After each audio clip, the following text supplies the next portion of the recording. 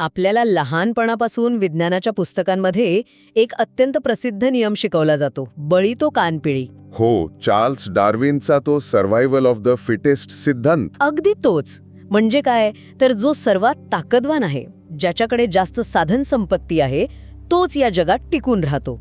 पण जर मी असं म्हटलं की आधुनिक विज्ञान आणि शेकडो वर्षापूर्वीचे आपले संत हे दोघेही एकाच आवाजात सांगत आहेत की हा विचार पूर्णपणे अपूर्ण आहे, तर अरेच्या, जर उत्क्रांतीचा खरा नियम सर्वात ताकदवान असण्याचा नसून सर्वात जास्त दयाळू असण्याचा असेल, तर म्हणजे सर्व्हायव्हल ऑफ द काइंडेस्ट. हे खरंच खूप रंजक आहे. आणि येथे सर्वात लक्षवेधी गोष्ट हीच आहे. आजच्या आपल्या या सखोल चर्चेचे जे स्रोत आहेत ना, ते आपल्याला याच एका अत्यंत वेगळ्या आणि विचार करायला लावणाऱ्या वास्तवाची जाणीव करून देतात.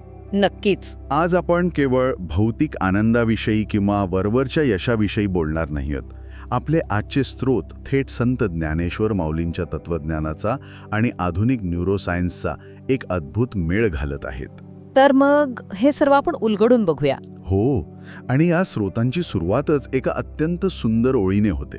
करुणा जेथे वसे तेथेची ईश्वर नांदे, ज्याचे मन दयाळू तोची खरा आनंदी. म्हणजे खरा आनंद हा गाडी, बंगला किंवा बँक बॅलन्समध्ये नसून छातीत जाणवणारी एक माणूसपणाची पोकळी भरून काढण्यात आहे. हे ऐकायला खूपच छान वाटतं, अगदी आदर्शवादी. पण आजच्या 21व्या शतकात आपण पाहतो की लोक आनंदाच्या शोधात पळत सुटले आहेत. म्हणजे कुणी नवीन गॅजेट्स घेतंय, कुणी सुट्ट्यांमध्ये परदेशात जातंय. अगदी बरोबर. हे सर्व मिळाल्यावर काही क्षण आनंद मिळतो, पण रात्री झोपताना अनेकदा छातीत कुठेतरी एक अदृश्य पोकळी जाणवते. आपण एक्सरे काढला तर तिथे काहीच दिसत नाही, पण ती पोकळी असते. आता जर संत ज्ञानेश्वर म्हणत असतील की करुणेमध्ये या पोकळीचा इलाज आहे, तर मला आधी एका मूलभूत गोष्टीवर स्पष्टता हवी आहे. विचारा ना. आपण नेहमी दया आणि करुणा हे शब्द एकाच अर्थाने वापरतो. तसं पाहिलं तर यात खरंच काही फरक आहे का? हाच तर या चर्चेचा मुख्य गाभा आहे. हे बघा, दया आणि करुणा ह्या दोन पूर्णपणे वेगवेगळ्या भावना आहेत आणि त्यांचे आपल्या मनावर होणारे परिणामही अगदी टोकाचे आहेत. आपण बरेचदा दयेला करुणा समजण्याची चूक करतो. म्हणजे कसं? समजा तुम्ही रस्त्याने चालला आहात आणि तुम्हाला एखादा अत्यंत गरीब माणूस किंवा भिकारी दिसतो. तुम्ही विचार करता की अरे रे, बिचारा, किती वाईट अवस्था आहे याची, आणि तुम्ही खिशातून 10 रुपयांची नोट काढून त्याला देता. ही दया आहे, कीव आहे? एक मिनिट, इथे मला एक प्रश्न विचारायचा आहे. मी जर त्याला 10 रुपये दिले तर त्याचे प्राण वाचतील, त्याला खायला मिळेल? हो, ते तर आहेच. मग ते मी दयेपोटी दिले की करुणेपोटी, याने खरोखर काय फरक पडतो? भौतिकदृष्ट्या रिझल्ट तर तोच आहे ना. भौतिकदृष्ट्या समोरच्या माणसाचं पोट नक्कीच भरेल, पण मानसिक आणि भावनिक स्तरावर तुमच्या आत काय घडत आहे हे इथे खूप महत्वाचं आहे. जेव्हा तुम्ही दयेपोटी मदत करता तेव्हा त्या प्रक्रियेत एक सूक्ष्म अहंकार दडलेला असतो. अहंकार? तो कसा? तिथे एक भिंत असते. तुम्ही स्वतःला एका वरच्या पातळीवर ठेवता आणि समोरच्याला खालच्या पातळीवर. म्हणजे मी मोठा आहे, मी देणारा आहे, आणि हा गरीब आहे, हा घेणार आहे. हा जो मी आणि तू असा भेद आहे ना, तो दयेमध्ये कायम राहतो. अच्छा, म्हणजे दयेमध्ये एक प्रकारचं अंतर असतं. आपण मनापासून कनेक्ट होत नाही, फक्त लांबून मदत करतो. अगदी तसंच. याउलट करुणा म्हणजे काय, तर दुसऱ्याला काटा मोडल्यावर स्वतःच्या डोळ्यात पाणी येणे. करुणेमध्ये अहंकार नसतो. तिथे मी देणारा हा भावच नसतो, कारण तिथे दुसरा कोणी नसतोच. दुसऱ्याच्या दुःखात स्वतःला पाहता येणं. हो, त्याची वेदना स्वतःची वाटणं, याला करुणा म्हणतात. ज्ञानेश्वर माऊलींनी त्यांच्या साहित्यातून याच करुणेचा सर्वोच्च अर्थ मांडला आहे. माऊली पसायदानात म्हणतात, भूतान परस्परे जडो मैत्र जीवांचे, आणि हे विश्वची माझे घर. म्हणजे हे संपूर्ण जगच ज्याला स्वतःचं घर वाटतं तिथे दुरावा उरतच नाही. बापरे, हे समजायला खूपच सोपं आणि वास्तवात तितकंच कठीण आहे. कारण हे विश्वची माझे घर हे वाचायला छान वाटतं, पण आजच्या वास्तवात आपण पाहतो की रस्त्यावर एखादा भीषण अपघात झाला तर लोक तिथे थांबून त्या जखमी माणसाला मदत करण्याऐवजी स्वतःचा मोबाईल काढून व्हिडिओ रेकॉर्ड करण्यात मग्न असतात. खरंय, ही आजची शोकांतिका आहे. मग अशा जगात ही करुणा किंवा हे विश्वची माझं घर ही संकल्पना प्रत्यक्षात कशी आणायची? हे फक्त ग्रंथांमधलं पुस्तकी ज्ञान तर वाटत नाही ना. हा अत्यंत अस्वस्थ करणारा पण खरा प्रश्न आहे. तंत्रज्ञानाने आपल्याला जगाशी जोडलंय, पण माणसांपासून तोडलंय. म्हणूनच ही संकल्पना केवळ पुस्तकी नाही, हे समजून घेण्यासाठी आपले स्रोत आपल्याला एका वास्तविक उदाहरणाकडे, एका कथेच्या खोलात घेऊन जातात. कोणती कथा? आपण दोन अत्यंत विरुद्ध वृत्तींच्या माणसांचा संघर्ष पाहणार आहोत. यातून अहंकार आणि करुणा यातील सूक्ष्म फरक आणि त्याचे प्रत्यक्ष परिणाम आपल्या लक्षात येतील. चला तर मग थेट त्या गावातच जाऊया. मराठवाड्याला कुसुमगाव नावाचे एक छोटं गाव, आणि परिस्थिती अत्यंत भयानक. हो, सलग 2 वर्ष पावसाचा एक थेंबही पडलेला नाही. भीषण दुष्काळ. गावची नदी पूर्णपणे कोरडी पडलेली आहे. नदीपात्रात केवळ मोठ्या भेगा पडलेली जमीन उरली आहे. आजूबाजूच्या सर्व विहिरींनी तळ घातलाय. जनावरांना आणि माणसांना पिण्यासाठी पाण्याचा थेंब मिळणं म्हणजे एक जगण्या मरणाचा संघर्ष झालाय. आणि उन्हाळ्याची दाहकता. हो ना, उन्हाळ्याची दाहकता इतकी आहे की घराबाहेर पडलं तर अंगाची लाही लाही होतीये. या अशा भयानक परिस्थितीत जेव्हा गावाने एकत्र येऊन एकमेकांना मदत करायला हवी, तेव्हा या संपूर्ण गावात फक्त एकच विहीर अशी असते जिथे मुबलक पाणी आहे. आणि ती विहीर असते गावचे सावकार मल्हारराव पाटील यांची. सावकार मल्हारराव? मल्हारराव हे कडक, शिस्तीचे आणि सत्तेचा प्रचंड अहंकार असलेले माणूस. आता अशा दुष्काळात मल्हाररावांनी आपली विहीर गावकऱ्यांसाठी खुली करायला हवी होती. पण त्यांनी काय केलं? त्यांनी त्या विहिरीभोवती चक्क एक उंच कुंपण घातलं, कुलूप लावलं आणि तिथे 2 पहारेकरी उभे केले.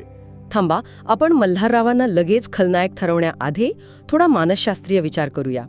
जेव्हा दुष्काळ पडतो, जगण्यावर प्रश्नचिन्ह निर्माण होतं, तेव्हा माणसाची पहिली प्रतिक्रिया स्वतःला वाचवण्याची असते. बरोबर. पॅनिक रेस्पॉन्स ज्याला आपण म्हणतो, म्हणजे माझ्याकडे जे आहे ते मी माझ्या कुटुंबासाठी जपून ठेवेन. ही एक अतिशय नैसर्गिक जैविक प्रतिक्रिया आहे. त्यामुळे मल्हाररावांनी विहिरीवर कुंपण घालणं हे ऐकायला क्रूर असलं तरी ते स्वार्थी मानवी स्वभावाला धरूनच आहे, नाही का? तुमचं हे निरीक्षण अत्यंत अचूक आहे. स्वसंरक्षण ही मानवाची नैसर्गिक प्रवृत्ती आहेच. पण कसं आहे ना, मल्हारराव फक्त तिथेच थांबले नाहीत. त्यांनी एक फतवा काढला. कोणता फतवा? ते म्हणाले की ज्याला पाणी हवंय त्यांनी दिवसभर माझ्या शेतावर फुकट काम करावं, तरच संध्याकाळी 2 हंडे पाणी मिळेल. इथे स्वसंरक्षणाचं रूपांतर शोषणात आणि अहंकारात झालं. बाप रे, म्हणजे माझं पाणी आहे, मी ठरवेन कुणाला आणि कोणत्या अटींवर द्यायचं. हो, हा सत्तेचा आणि साधन संपत्तीचा अहंकार आहे. त्यांच्यात दयेचा लवलेशी उरलेला नव्हता. गावातली गरीब माणसं नाईलाजाने त्या भयानक उन्हाताणात रावायची आणि स्वतःच्या घामाच्या मोबदल्यात फक्त 2 हंडे पाणी न्यायची. हे खरंच विदारक आहे. पण याच गावात एक दुसरा माणूसही होता, ज्याचं नाव होतं गोपीनाथ. एक अत्यंत गरीब शेतकरी, ज्याच्याकडे ना स्वतःची चांगली जमीन होती ना पैसा. घरात फक्त तो आणि त्याची म्हातारी आई. हो, गोपीनाथ. गोपीनाथलाही पाण्यासाठी मल्हाररावांच्या शेतात काम करावं लागायचं. दिवसभर घाम गाळून तो ते 2 हंडे पाणी घरी आणायचा. पण मला या स्रोतांमधल्या गोपीनाथचा एक प्रसंग इतका आवडला की तो खऱ्या अर्थाने आपल्याला विचार करायला लावतो. नक्कीच. गोपीनाथची ती कृतीच खऱ्या करुणेची व्याख्या स्पष्ट करते. तो जेव्हा ते 2 हंडे पाणी घरी आणायचा, तेव्हा त्यातलं 1 तांब्याभर पाणी तो आपल्या घराबाहेर एका मातीच्या पसरट भांड्यात ओतून ठेवायचा. कशासाठी? तर गावातल्या तहानलेल्या पक्ष्यांसाठी आणि भटक्या कुत्र्यांसाठी. जेव्हा मी हे पहिल्यांदा वाचलं तेव्हा मला खरंच धक्का बसला. म्हणजे स्वतःला प्यायला पाणी जेमतेम पुरत असताना स्वतः दिवसभर उन्हात राबून मिळवलेल्या पाण्यातला वाटा तो मुक्या जनावरांना देत होता. आणि त्याची आई सुद्धा त्याला रागवायची यावरून. हो ना, ती म्हणायची की अरे, आपण स्वतः कष्ट करून आणलेलं हे पाणी तू असं का वाया घालवतोस, आपल्यालाच प्यायला पुरत नाहीये. त्यावर गोपीनाथने जे उत्तर दिलं ते कोणत्याही तत्वज्ञानाच्या पुस्तकापेक्षा मोठं आहे. काय म्हणाला तो? तो म्हणाला, आई, आपण माणसं आहोत. आपण बोलून पाणी मागू शकतो किंवा राबून पाणी मिळवू शकतो. पण या मुक्या जनावरांनी कुणाकडे पाणी मागायचं? हे तांब्याभर पाणी दिल्याने आपण मरणार नाही, पण एखादा जीव नक्की वाचेल. कमाल आहे. हेच ते विश्वची माझे घर. गोपीनाथाला त्या मुख्या जनावरांची तहान स्वतःच्या तहानीसारखेच जाणवत होती. तिथे मी माणूस आणि ते प्राणी असा भेद नव्हता. आणि दुसरीकडे मल्हारराव मात्र अधिकच कठोर होत चालले होते. हो, एका प्रसंगात एका म्हाताऱ्या आजोबांना चक्कर आली. ते मल्हाररावांच्या विहिरीजवळ पाणी मागू लागले. पण मल्हारराव तिथे उभे असूनही त्यांनी पहारेकरांना सांगून त्या आजोबांना हुसकावून लावलं. किती निष्ठुरपणा हा! मल्हाररावांना वाटत होतं की त्यांचा पैसा आणि त्यांचं पाणी त्यांना जगात सर्वात सुरक्षित ठेवील. पण नियती कोणाचाच अहंकार फार काळ टिकू देत नाही. अगदी खरंय. आणि इथेच या कथेला एक अत्यंत थरारक आणि रंजक वळण मिळतं. उन्हाळ्याची सुट्टी सुरू झाली होती. मल्हाररावांचा शहरात राहणारा एकुलता एक नातू 7 वर्षांचा आदित्य सुट्टीसाठी गावी आला होता. आदित्य हा मल्हाररावांचा जीव की प्राण. दुपारची वेळ होती. सूर्य अक्षरशः आग ओकत होता. बाहेरून वाहणारे वारे एखाद्या भट्टीतून आल्यासारखे गरम होते. मल्हारराव आपल्या वाड्यात एसी लावून शांत झोपले होते आणि आदित्य अंगणात खेळत असताना एका फुलपाखराच्या मागे धावत नकळत वाड्याच्या बाहेर पडला. अरे देवा. आणि धावत धावत रस्ता चुकून तो गावाबाहेरच्या रखरखीत निर्जन माळरानाकडे निघून गेला. दुपारचे 3 वाजले होते. मल्हारराव जागे झाले आणि त्यांनी पाहिलं की आदित्य घरात नाही. संपूर्ण वाडा गाव पालथं घातलं, पण आदित्य कुठेच सापडेना. मल्हाररावांच्या पायाखालची जमीनच सरकली असेल. नक्कीच आपला नातू या भर उन्हात कुठे गेला असेल या कल्पनेनेच ते वेडेपिसे झाले.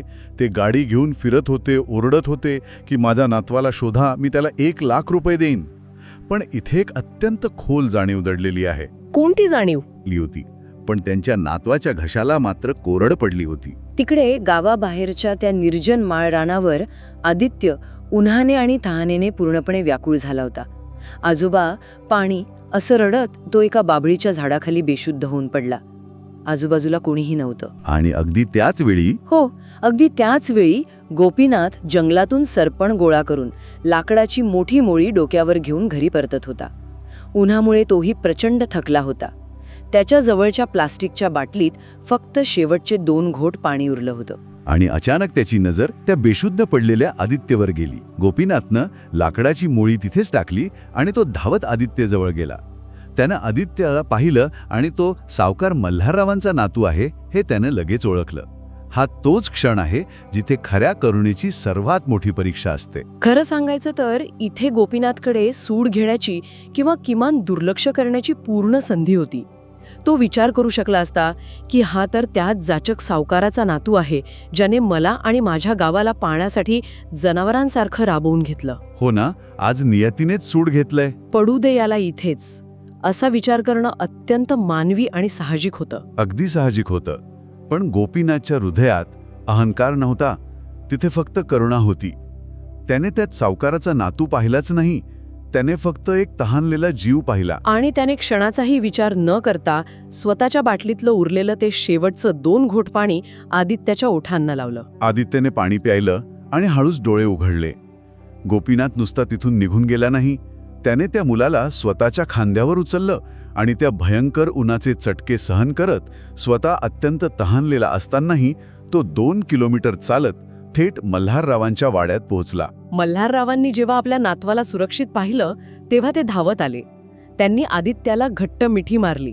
त्यांच्या डोळ्यांतून घळाघळा पाणी वाहत होतं. त्यांनी गोपीनाथकडे पाहिलं.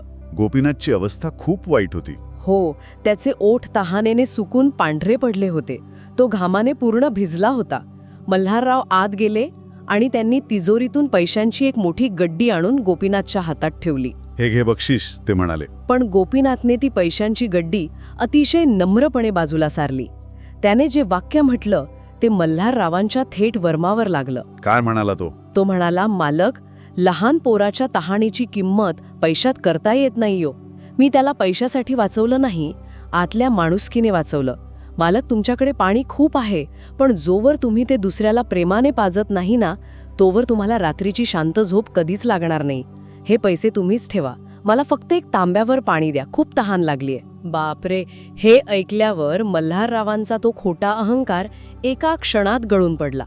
दुसऱ्याच दिवसापासून त्यांनी त्यांच्या विहिरीचं कुंपण पूर्ण गावासाठी कायमचं उघडून दिलं. हा प्रसंग खूपच हृदयस्पर्शी आहे. हो ना. हा पूर्ण प्रसंग जेव्हा मी वाचला तेव्हा मला अक्षरशः थांबावंसं वाटलं. मला असं वाटतं की आपण सर्वांनी इथे काही सेकंदांचा पॉज घेऊया. मी इथे 5 सेकंद थांबते. आपण अगदी शांतपणे स्वतःला एक प्रश्न विचारूया, आपण नक्की कोण आहोत? अगदी बरोबर. विहिरीवर कुंपण घालणारे मल्हारराव की स्वतःची तहान विसरून तांब्यावर पाणी अनोळखी मुलाला देणारे गोपीनाथ? हा अत्यंत महत्त्वाचा प्रश्न आहे. कारण जर आपण या कथेच्या बाह्य स्वरूपाच्या आत डोकावून पाहिलं तर आपल्याला दिसेल की मल्हाररावांकडे मुबलक पाणी आणि पैसा असूनही ते सतत भीतीत जगायचे. हो, नेहमी पहारेकरी ठेवायचे. पण गोपीनाथकडे काहीही नसताना तो रात्री शांत झोपायचा. याचं कारण केवळ तत्वज्ञानात नाही तर विज्ञानात दडलेलं आहे. मगाशी तुम्ही म्हणाला होतात ना की हे फक्त पुस्तकी ज्ञान आहे का? तर नाही, हे शुद्ध न्यूरोसायन्स आहे. एक मिनिट, न्यूरोसायन्स म्हणजे करुणेचा आणि आपल्या मेंदूचा थेट संबंध आहे. हा भाग मला खरोखर समजून घ्यायचा आहे. हे कसं काम करतं? 100% थेट संबंध आहे. जेव्हा तुम्ही स्वतःसाठी एखादी महागडी वस्तू विकत घेता तेव्हा तुम्हाला आनंद मिळतो, पण तो आनंद फार अल्पजीवी असतो. काही दिवसांतच तो ओसरतो. याला हेडॉनिक ट्रेडमिल म्हणतात. अच्छा. पण जेव्हा तुम्ही गोपीनाथसारखी निस्वार्थपणे एखाद्याची मदत करता तेव्हा तुमच्या मेंदूत रासायनिक बदल होतात. विज्ञानात याला हेल्पर्स हाय असं म्हणतात. निस्वार्थ मदतीच्या क्षणी तुमच्या मेंदूत एंडोर्फिन्स, ऑक्सिटोसिन आणि डोपामिन नावाचे हॉर्मोन्स मोठ्या प्रमाणावर स्त्रवतात. अरे चा, म्हणजे हा एक प्रकारचा बायोलॉजिकल हॅक आहे तर. अगदी बरोबर. हे हॉर्मोन्स तुम्हाला आतून जो सखोल आनंद आणि शांती देतात तो जगातल्या कुठल्या पैशाने विकत घेता येत नाही. आता प्रश्न असा पडतो की उत्क्रांतीने आपल्या मेंदूची रचना अशी का केली? का आपल्याला दुसऱ्यांना मदत केल्यावर आनंद मिळतो? का बरं? कारण उत्क्रांतीच्या काळात जेव्हा माणूस जंगलात राहायचा तेव्हा तो एकटा जगूच शकत नव्हता. टोळीनं राहणं, एकमेकांची काळजी घेणं ही त्याची जगण्याची मूलभूत गरज होती. जर माणसाने दुसऱ्या माणसाला मदत केली नसती तर पूर्ण मानवी प्रजातीच नष्ट झाली असती. त्यामुळे निसर्गाने करुणा हे एक इव्हॉल्युशनरी सर्व्हायव्हल टूल म्हणून आपल्या मेंदूत फिट करून ठेवलं. हे खरोखरच अवाक करणार आहे. म्हणजे करुणा ही केवळ एखादी नैतिक किंवा धार्मिक शिकवण नाहीये, तर ती आपली बायोलॉजिकल गरज आहे. आणि ज्याला आपण सुरुवातीला संत ज्ञानेश्वरांच्या भाषेत ईश्वराची प्राप्ती असं म्हणत होतो, तो ईश्वर कुठे बाहेर नाहीये, तर तो या न्यूरोलॉजिकल शांततेच्या रूपात आपल्याच आत वसलेला आहे. अगदी तसंच. पण आजच्या जगात आपण हे सगळं विसरत चाललो आहोत. आपण लोकल ट्रेनमध्ये कुणी गरजू व्यक्ती उभी असेल तर झोपेचं सोंग घेतो. मला काय करायचंय हा विचार आपल्याला या जैविक आणि खऱ्या आनंदापासून दूर नेत आहे. म्हणूनच करुणेसाठी तुम्हाला नेहमी स्वतःला संकटात टाकून दुसऱ्याला वाचवण्याची गरज नसते. अत्यंत छोट्या छोट्या दैनंदिन कृतींमधूनही आपण हा हेल्पच आहे अनुभवू शकतो. करुणा कधीच परतफेडीची अपेक्षा करत नाही. अगदी खरंय. म्हणजे आपण सिग्नलवर उन्हात उभ्या असलेल्या ट्रॅफिक पोलिसाला पाण्याची बाटली देऊ शकतो.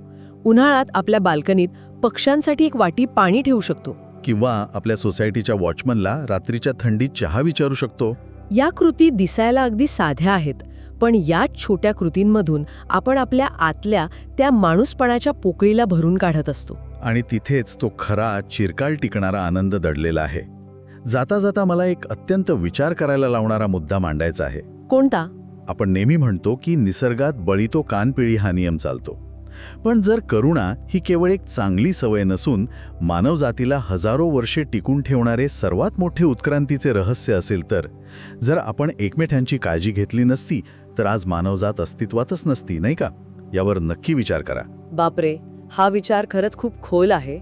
आजच्या या सखोल चर्चेतून आपण एक अत्यंत महत्त्वाची गोष्ट शिकलो आहोत. सर्व्हायव्हल ऑफ द फिटेस्ट पेक्षा सर्व्हायव्हल ऑफ द काइंडेस्ट हे जास्त खरं आहे. नक्कीच. चर्चा संपवताना मला असं वाटतं की आपण अनेकदा विचार करतो की एकटा माणूस जग बदलू शकतो का? कदाचित नाही. पण तुमचा करुणेचा एक छोटासा स्पर्श एखाद्याचं जग नक्कीच बदलू शकतो. या आठवड्यात फक्त एकदा कुणाला तरी अशी छोटीशी मदत करून बघा, ज्याची तुम्हाला कधीच परतफेड मिळणार नाही. आणि त्यानंतर रात्री झोपताना तुमच्या मनाला मिळणारी ती शांतता अनुभवून बघा. हो, तुम्हाला नक्की जाणवेल की साक्षात तो आनंद, तो ईश्वर तुमच्या मनात घर करून बसला आहे. पुन्हा भेटूया पुढच्या सखोल चर्चेत एका नवीन विषयासोबत आणि नव्या दृष्टिकोनासोबत. तोपर्यंत तुमच्यातल्या करुणेचा झरा आटू देऊ नका. रामकृष्ण हरी. रामकृष्ण हरी.